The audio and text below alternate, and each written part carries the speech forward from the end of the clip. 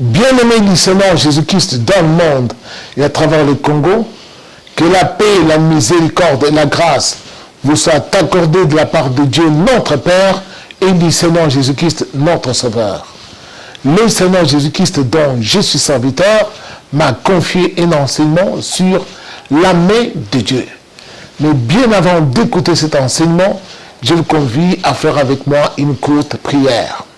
Éternel Dieu des armées célestes, le seul créateur du ciel et de la terre, nous venons en ta présence ce matin pour écouter cet enseignement sur la main de Dieu, la main par laquelle Dieu a tout créé et la main par laquelle Dieu secourt ceux qui sont favorables sur la terre et la main par laquelle Dieu combat aussi ses ennemis et qui sont aussi nos ennemis.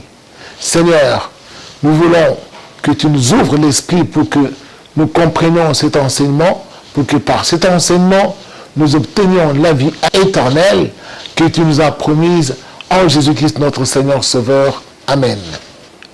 Cet enseignement se trouve dans le livre du prophète Ésaïe au chapitre 59, du verset 1 au verset 4 et ensuite le verset 8. Non, la main de l'Éternel n'est pas trop courte pour sauver, ni son oreille trop dure pour entendre. Mais ce sont vos crimes qui mettent une séparation entre vous et votre Dieu. Ce sont vos péchés qui vous cachent sa face et l'empêchent de vous écouter, car vos mains sont souillées de sang et vos doigts de crime. Vos lèvres profèrent le mensonge. Votre langue fait entendre l'iniquité. Nul ne se plaint avec justice, nul ne plaide avec droiture. Ils s'appuient sur des choses vaines et disent des faussetés. Ils conçoivent le mal et enfantent le crime. Verset 8. Ils ne connaissent pas le chemin de la paix et il n'y a point de justice dans leur voie. Ils prennent des sentiers détournés. Quiconque y marche ne connaît point la paix. Bien-aimés du Seigneur, beaucoup de gens voudraient voir Dieu agir puissamment dans leur vie. Ils ont entendu parler de Dieu, que Dieu est tout-puissant, que Dieu exauce les prières des hommes qui l'invoquent et que Dieu est vivant. Mais est-il que depuis longtemps qu'ils l'invoquent, ils ne voient point Dieu se manifester dans leur vie? Ils se posent des questions. Dieu est-il le même? La main de Dieu ou la droite de Dieu est-elle la même? Ou Dieu a-t-il changé? Ou sa droite s'est affaiblie? Ou sa main est trop courte pour nous soutenir? Alors les gens abandonnent Dieu et se tournent vers des idoles, se tournent vers le diable, le menteur. La main de Dieu donc, c'est la puissance de Dieu. Quand on parle de la main de Dieu, on parle de sa toute-puissance. Alors, de sa force toute-puissante par laquelle il a tout créé.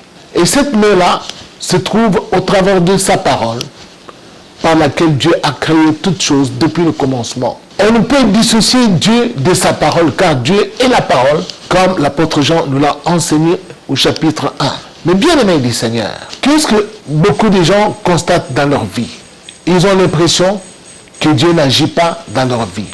Mais Dieu, à la lumière de ce qu'on vient de lire, dit que sa main n'est pas courte.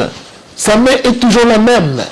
Depuis les âges passés, depuis le commencement, de nos jours et jusqu'à la fin du monde. Parce qu'on dit Dieu ne change pas. Quand on dit Dieu ne change pas, ça signifie que sa main non plus ne s'affaiblit jamais. Nous pensons que la main de Dieu est devenue courte. Mais Dieu, sa main n'est jamais courte parce que Dieu, ou soit il étend sa main pour secourir ceux qui lui sont favorables, c'est-à-dire ceux qui obéissent à ses commandements, ou tout simplement, il étend aussi sa main pour détruire ceux qui lui sont hostiles ou ceux qui se rebellent contre lui. Et oui, cette main est capable de nous faire du bien, tout comme elle est capable aussi de nous faire du mal, parce que la Bible nous enseigne que Dieu dit que moi, Dieu, j'ai créé la prospérité et toujours moi, Dieu, je suis capable de créer aussi l'adversité. Dieu est capable de créer la lumière et Dieu est capable de créer aussi l'obscurité. Dieu est capable de donner la vie, tout comme il est capable de donner la mort. Mais il est la vie éternelle. Bien-aimé du Seigneur, vous vous rappelez d'un certain Esdras, ce scribe qui était descendu de Babylone pour aller rebâtir le temple de Dieu en Israël. Cet homme connaissait la main de Dieu parfaitement. Quand vous ouvrez dans son livre, là il enseigne aux gens, il leur dit, la main de Dieu est pour ceux qui gardent ses commandements pour leur faire du bien. Tandis que pour ceux qui abandonnent Dieu, cette main, qui est aussi sa force et sa puissance, s'érige contre ceux qui abandonnent Dieu. Et la main de Dieu est là pour soutenir tous ceux qui marchent dans ses commandements. C'est-à-dire sa puissance se manifeste à ceux qui marchent dans ses commandements. Mais tandis que ceux qui ne marchent pas dans ses commandements, Dieu ne peut pas les soutenir. Et leurs ennemis seront plus forts qu'eux-mêmes. Pourquoi? Parce que Dieu ne pourra jamais les protéger. Alors ici, nous voyons Dieu disant que quand nous venons nous présenter devant lui, il aperçoit nos iniquités au travers de nos mains. Qu'est-ce que cela signifie? Parce que nous ne vénérons pas tout être humain, tout ce que nous faisons sur cette terre, nous le faisons avec nos mains. Nous tuons des gens avec nos mains. Nous empoisonnons avec nos mains. Nous commettons les adultères, les impudicités avec nos mains. Nous volons avec nos mains. Nous cherchons à tendre des pièges, des embuscades aux gens sur cette terre avec nos mains. Nous commettons des crimes divers avec nos mains toujours. Nous faisons des fétiches avec nos mains. Alors avec nos mains, nous faisons tout ce que parfois qui est contraire à la volonté de Dieu. Si bien que quand nous nous présentons devant Dieu, Dieu voit sur nos mains tous les crimes que nous avons commis avec nos mains. Alors, qu'est-ce que Dieu aperçoit encore? Dieu aperçoit aussi les sangs de nos victimes, des gens que nous avons fait mourir par nos fautes que nous avons commises sur cette terre. Dieu aussi voit que nous ne plaidons pas avec sincérité, parce que de nos bouches, nous mentons. Mais quand nous mentons, nous venons devant Dieu, nous avons l'impression que Dieu, lui, ne connaît pas nos mensonges. Or, c'est Dieu qui nous a créés. Quand il aperçoit que les pensées qui sont au fond de nos cœurs ne concordent pas avec les paroles qui sortent de nos bouches, c'est que ce que nous disons est fausseté. Bien-aimé du Seigneur, Dieu dit, sa main n'est pas courte. Sa main est là pour nous soutenir. Sa main est là pour combattre pour nous vis-à-vis de nos ennemis. Je me souviens d'un homme, David le roi. Dieu disant, j'ai prêté mon secours à un héros. Et oui, et Dieu dira à David que j'ai marché devant toi pour exterminer tous tes ennemis devant toi.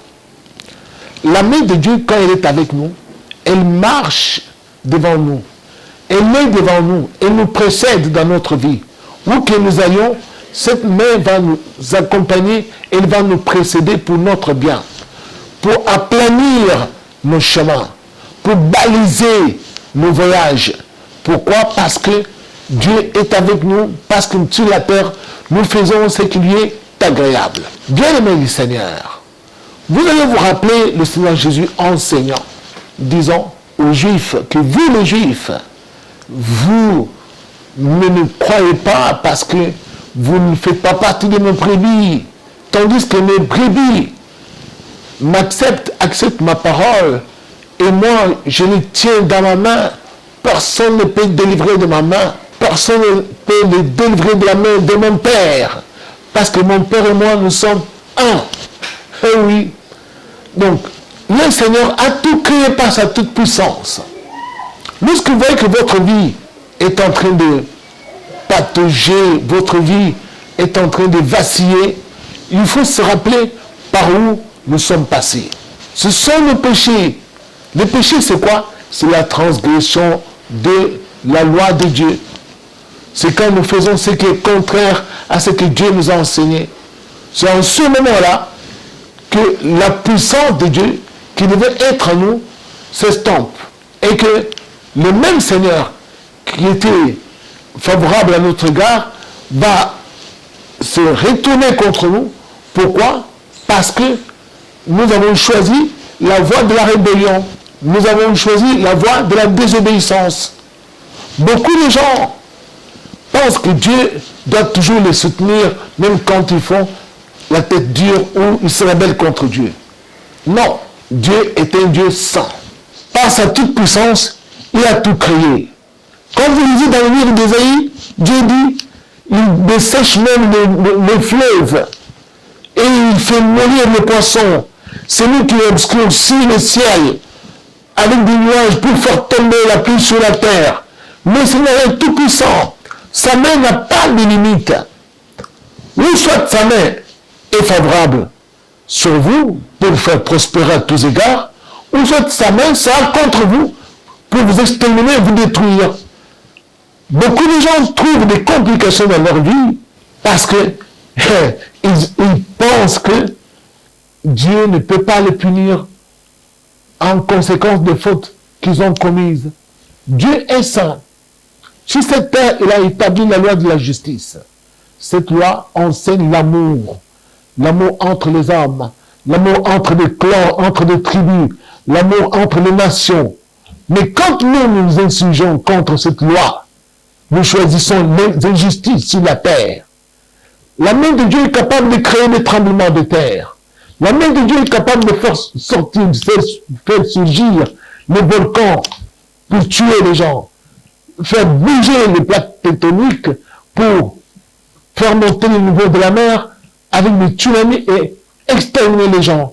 La main de Dieu est capable de faire toutes ces choses-là, de faire chavirer des grands bateaux, de soulever la mer avec des grandes tempêtes. La main de Dieu est toute puissante. Alors, la main de Dieu, elle n'a pas de limite. Elle s'étend jusqu'à l'infini. Personne ne peut se tenir à un endroit caché sans que la main de Dieu ne l'atteigne. Alors, il faut savoir, où soit nous choisissons de marcher dans ce commandement pour que cette main nous protège face à nos ennemis, ou que nous allions, la main de Dieu sera avec nous. Personne ne peut échapper à cette main de Dieu. Quand vous lisez dans le livre d'Ésaïe, Dieu vous dit, même si vous montez sur la lune, moi je vous ferai descendre sur la terre. Même si vous allez vous cacher dans le séjour des morts, ma main va vous faire monter sur la terre des vivants pour que je puisse vous juger. Même si vous allez au fond des eaux, moi je vous enverrai des serpents pour vous mordre. Donc la main de Dieu est omniprésente dans nos vies. Voici le moment de s'examiner. Parce que ça ne sert à rien de condamner les gens en disant, si je souffre aujourd'hui, c'est parce que tel est dans la sorcellerie, il a ligoté ma vie, c'est parce que. Non. Soit c'est la main de Dieu qui nous fait prospérer, ou soit c'est la main de Dieu qui est contre nous. Et quand la main de Dieu est contre nous, tous nos ennemis deviennent plus forts que nous. Les sorciers deviennent plus forts que nous. Les magiciens deviennent plus forts que nous parce que la main de Dieu est contre nous. Et oui, ne peut pas nous protéger. Et nos ennemis qui nous cherchent, qui cherchent à se saisir de nos âmes, vont trouver accès à nos âmes parce que la main de Dieu n'est pas avec nous. La main de Dieu, disais-je, c'est la puissance de Dieu, tout simplement. C'est son esprit, c'est sa parole. Alors, bien-aimés du Seigneur, sachez ce matin que ce sont nos péchés qui mettent des barrières entre ce Dieu-là avec sa puissance et nous, lorsque nous choisissons de marcher en rébellion, nous marchons en désobéissance de son évangile, en rejetant la vérité, en étant adepte de Satan dans des loges, eh ben, la main de Dieu ne pourra jamais être avec nous.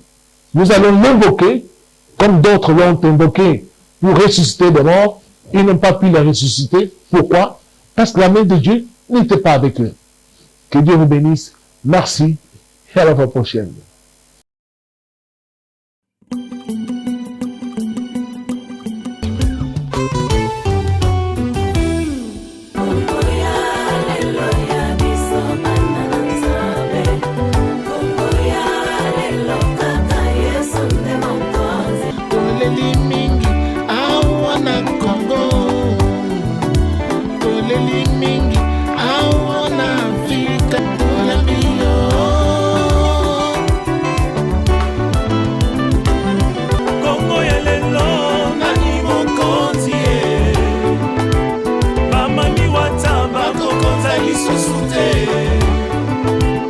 Bato soloka bakokonza lisusu te.